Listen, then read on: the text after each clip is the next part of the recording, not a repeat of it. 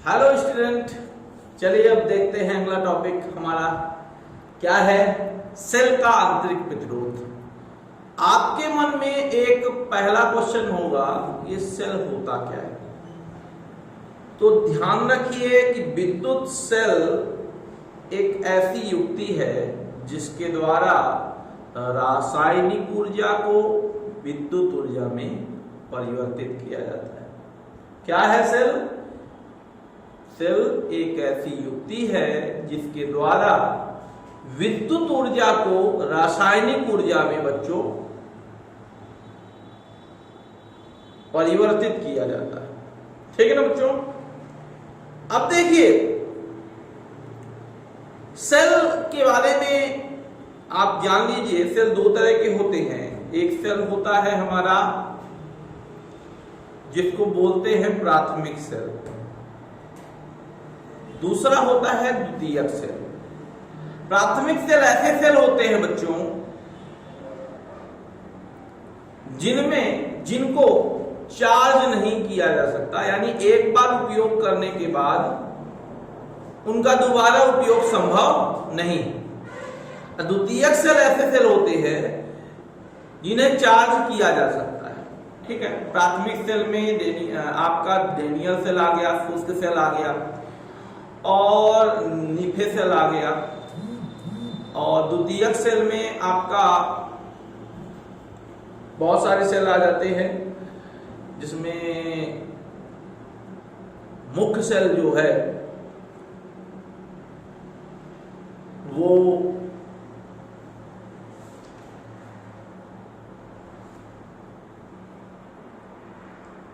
उन सेलों को कहते हैं जो कि अपने में से दोबारा ऊर्जा ले लेते हैं। ठीक है ना। उसका नाम एग्जैक्ट हमको नहीं याद आ रहा है, कुछ सेल होते हैं और उसके बारे में देख लीजिएगा। अब जो है इसी सेल, जो दो सेल मैंने बताया, एक बताया प्राथमिक सेल, दूसरा बताया द्वितीयक सेल। प्राथमिक सेल जो होता है वो एक ही बार उपयोग किया जाता है, बल्कि द्वितीयक सेल एक से अधिक बार उपयोग किया जाता है ना। तो चलिए इसी सेल के अंदर समझते हैं एक सेल का आंतरिक प्रतिरोध। ठीक है। देखिए, जब हम सेल में से विद्युत धारा प्रवाहित करते हैं, ध्यान से सुनिएगा, जब हम सेल में से विद्युत धारा प्रवाहित करते हैं बच्चों, तो विद्युत अपघट्य किसे बोलते हैं? जो भी तत्व रासायनिक परिवर्तन करने के लिए विलेय भी होते हैं, आपके लिक्विड भी हो सकता है और आपका ठोस भी हो सकता है। तो जो भी द्रव या फिर जो भी पदार्थ हम रासायनिक परिवर्तन करने के लिए उपयोग करते हैं उसे बोलते हैं विद्युत अपघट्य। तो विद्युत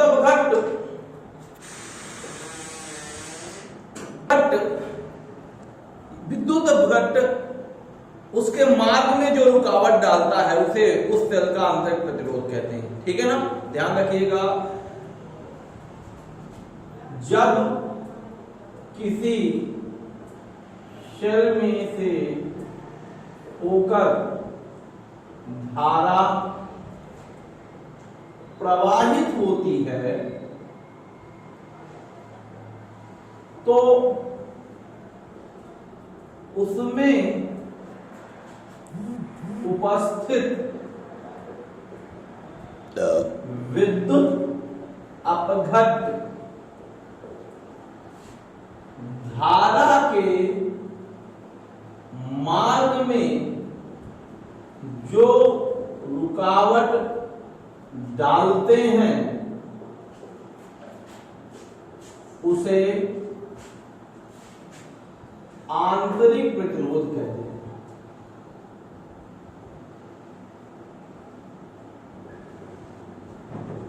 देखिए बच्चों, सेल के आंतरिक प्रतिरोध को स्मॉल आर से प्रदर्शित करते हैं।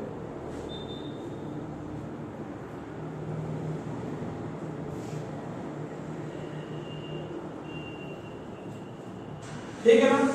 सेल के आंतरिक प्रतिरोध को स्मॉल आर से प्रदर्शित करते हैं और स्मॉल आर इसको जो डिनोट करते हैं तो सेल के साथ, क्योंकि सेल होगा तभी आंतरिक प्रतिरोध होगा, उसको सेल के साथ ही आपको लिखना पड़ेगा, ठीक है ना।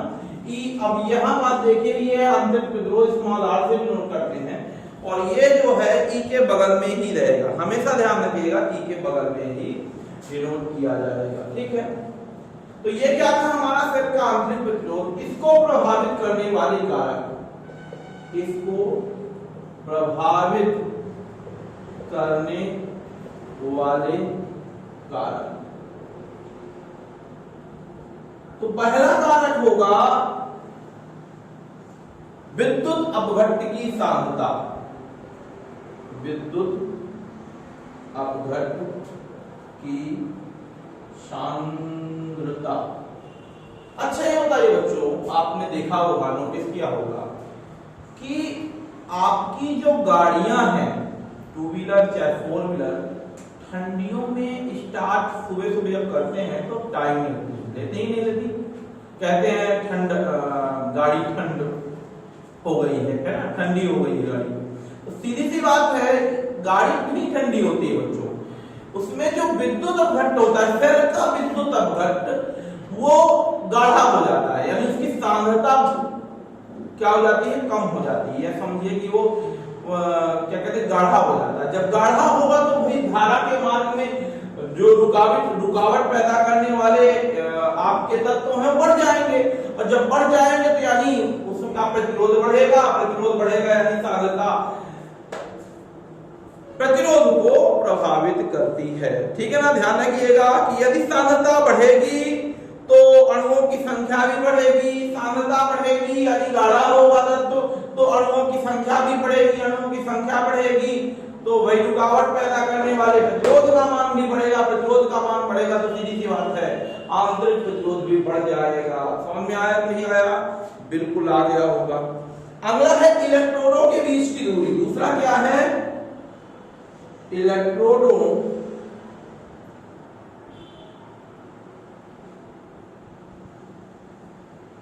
के बीच दूरी।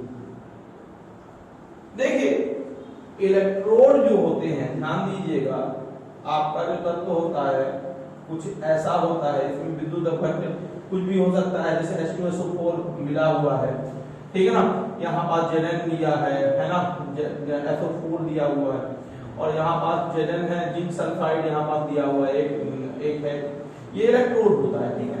यहाँ पर देखिए अगर इनके बीच दूरी बढ़ाओगे तो भाई स्वाभाविक सी बात है आपका पात्र भी बड़ा होगा, जब पात्र बड़ा होगा तो सीधी सी बात है अपघट्ट की मात्रा बढ़ेगी, और अपघट्ट की मात्रा बढ़ेगी तो स्वाभाविक सी बात है रुकावट पैदा करने वाले अणुओं की संख्या भी बढ़ेगी, यानी प्रतिरोध, आंतरिक प्रतिरोध का मान भी बढ़ जाएगा दूरी के साथ। समझ में आया ना बच्चों? बिल्कुल आ गया होगा। तीसरा नंबर देखिए, तीसरा नंबर क्या है? डूबे इलेक्ट्रोडों का प्रभावी क्षेत्रफल, ठीक है ना। विद्युत अपघट्ट में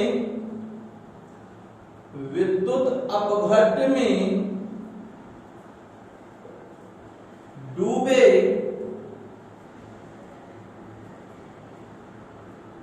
इलेक्ट्रोडों का प्रभावी क्षेत्रफल, कितना भाग यहां डूबा हुआ है, ध्यान दीजिएगा, यहां कितना भाग इलेक्ट्रोड का डूबा हुआ है उस पर डिपेंड करता है। बताइए जब डूबा हुआ भाग ज्यादा होगा तो प्रति सेकंड इलेक्ट्रॉनों की संख्या भी ज्यादा होगी, और इससे क्या होगा?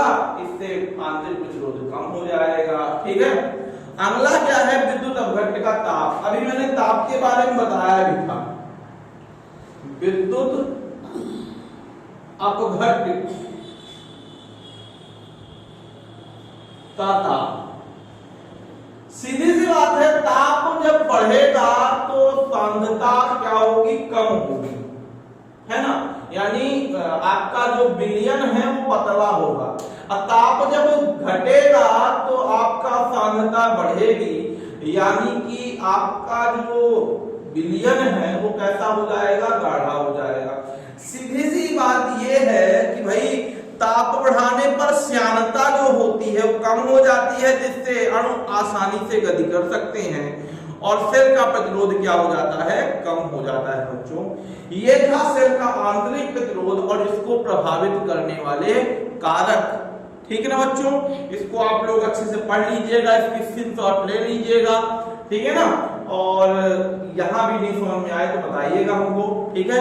अब हम इसके अगले सिरे पे चलते हैं।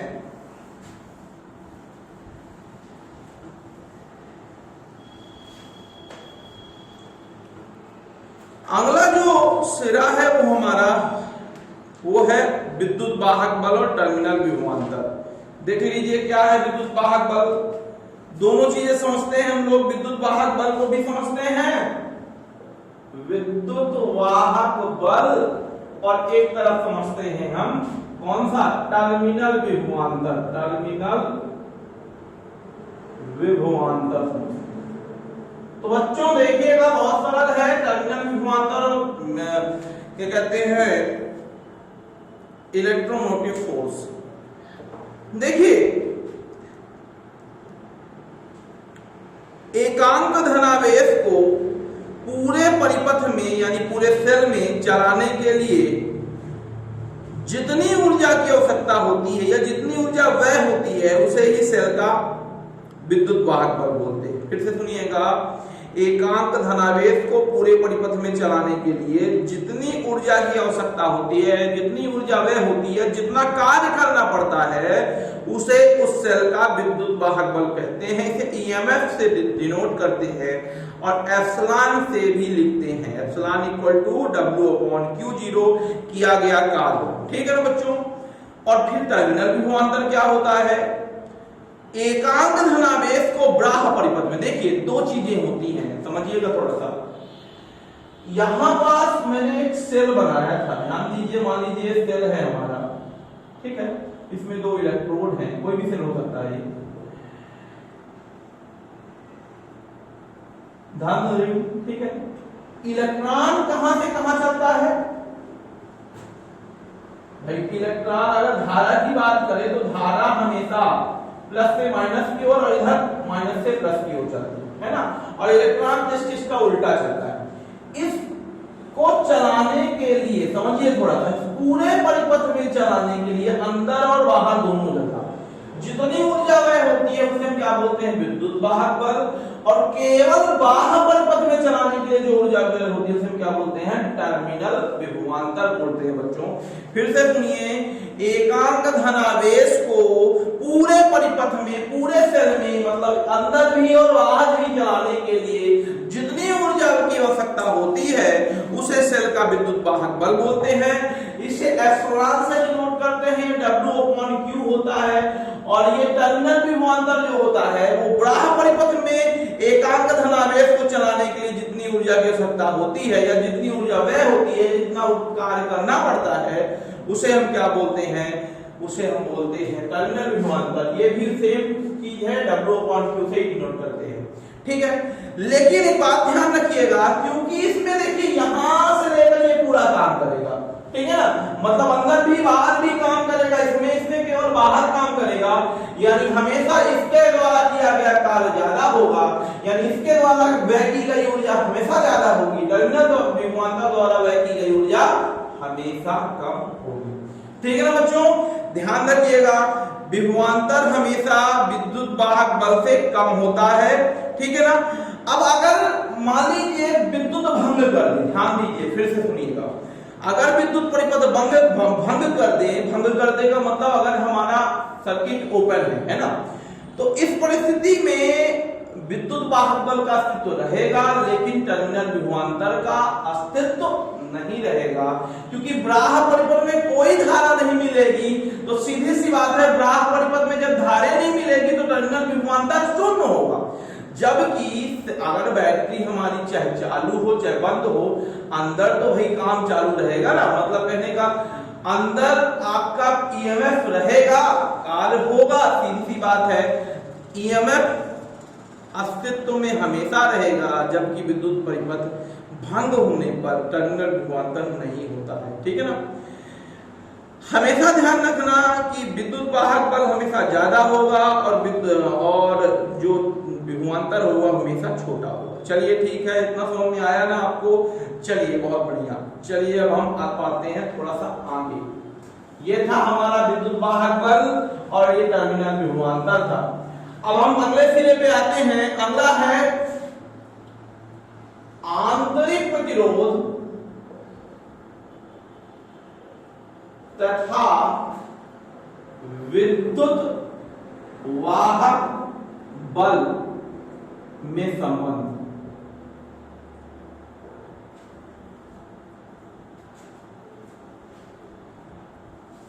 चलिए करते हैं, बहुत सरल है। अभी हमने क्या बताया, आई बराबर कुल विद्युत वाहक बल बटे कुल प्रतिरोध। अच्छा मान लीजिए ये है हमारी, ये है हमारा सेल, इसमें लगा है आंतरिक प्रतिरोध स्मॉल आर और यहां पास लगा है आपका एक प्रतिरोध, धारा आई बह रही है, तो ये है हमारा ई, ठीक है ना। तो ये है हमारा एक सर्किट, ठीक है, ये है कुंजी, ये है आर, ये है कुंजी, ठीक है। अब समझिए, मान लीजिए आई धारा बहेगी तो भाई ईएमएफ जो होगा, विद्युत वाहक बल, ये पूरे सर्किट में चलाने के लिए काम आएगा, तो यानी ई अपॉन कुल प्रतिरोध कौन सा लगेगा, एक प्रतिरोध आर लगेगा, एक प्रतिरोध कैपिटल आर लगेगा, है ना। तो ये हो गया हमारा समीकरण नंबर फर्स्ट, ठीक है। अगर हम टर्मिनल विभवांतर की बात करें, टर्मिनल विभवांतर अगर भी ले लेंगे तो टर्मिनल विभवांतर आई बराबर कितना आ जाएगा, केवल बड़ा प्रतिरोध में काम करता है। यदि टर्मिनल विभवांतर भी हो तो बच्चों क्या हो जाएगा, भी हो तो आई बराबर भी अपॉन आर, इसमें स्मॉल आर नहीं लगेगा, क्यों, क्योंकि भाई अंदर चलता ही काम ही नहीं करता है, पढ़ा ना, बड़ा परिपथ में चलाने के लिए कुल ऊर्जा की आवश्यकता जो पड़ती है उसे टर्मिनल विभवांतर कहते हैं। तो आई बराबर भी अपॉन आर होगा, ये इक्वेशन नंबर 2 है, लेकिन धारा तो दोनों की बराबर होगी, तो समीकरण नंबर 1 एवं 2 से, समीकरण नंबर 1 एवं 2 से क्या हो जाएगा बच्चों, देख लीजिए, ये हो जाएगा हमारा ई बटे आर प्लस आर बराबर भी अपॉन आर, हो जाएगा ना।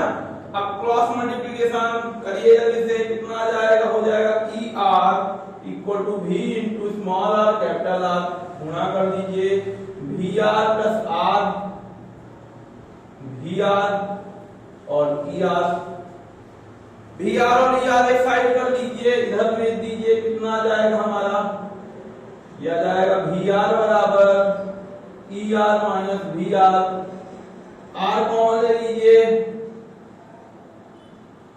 आर कॉमन ले लीजिए और भी उधर भेज दीजिए, तो ये आ गया हमारा ई माइनस भी को अंदर भेज दीजिए, तो आर बराबर कितना आ जाएगा, R into E upon V minus 1, और यही है हमारा आंतरिक प्रतिरोध का व्यंजक, R equal to E upon V minus 1, यही है आंतरिक प्रतिरोध का व्यंजक या फिर विद्युत वाहक बल विभवांतर और धारा में संबंध। तो बच्चों आपके समझ में आ गया होगा, आशा करते हैं आप अच्छे से समझ गए होंगे, ठीक है ना। फिर से समझिए एक बार, कुल विद्युत वाहक बल दिया था ई आर प्लस आर, और टर्मिनल विभवांतर दिया था भी आई बराबर भी अपॉन आर, इन दोनों को एक साथ लिया हमने, क्रॉस मल्टीप्लिकेशन किया तो ई आर आ गया, भी इंटू आर प्लस आर आ गया, यहाँ मल्टीप्लाई किया तो वी आर और वी आर आ गया, इसको उधर भेजा तो हमने क्या देखा,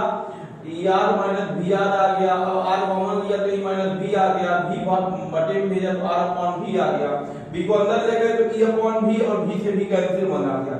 और ये है हमारा आज का एंड इस वीडियो का, ठीक है, और इसको आप आगे कर लेंगे, ठीक है। कल हम अगले वीडियो में किरचॉफ के नियम से संबंधित सवाल करेंगे बच्चों, ठीक है ना। किरचॉफ किसे नियम, किरचॉफ का नियम, इसको हम करेंगे, तो आप लोग इसको थोड़ा सा पढ़ लेंगे, और इसको मैं अपने किरचॉफ का नियम आपके लिए बहुत इंपॉर्टेंट है। किरचॉफ का नियम तभी बनेगा जब आपको टर्मिनल विभवांतर क्लियर हो, विद्युत वाहक बल क्लियर हो, प्रतिरोध क्लियर हो, ठीक है ना। तो ये सब चीजें आप पीछे वाली चीजें पढ़ लीजिएगा, तो इससे आपको अगली वीडियो आपको अच्छे से समझ में आएगा। तो बच्चों अच्छे से रहिए, सुरक्षित रहिए, घर में रहिए, और अच्छे से पढ़िए। Thank you all, thank you to watching this video.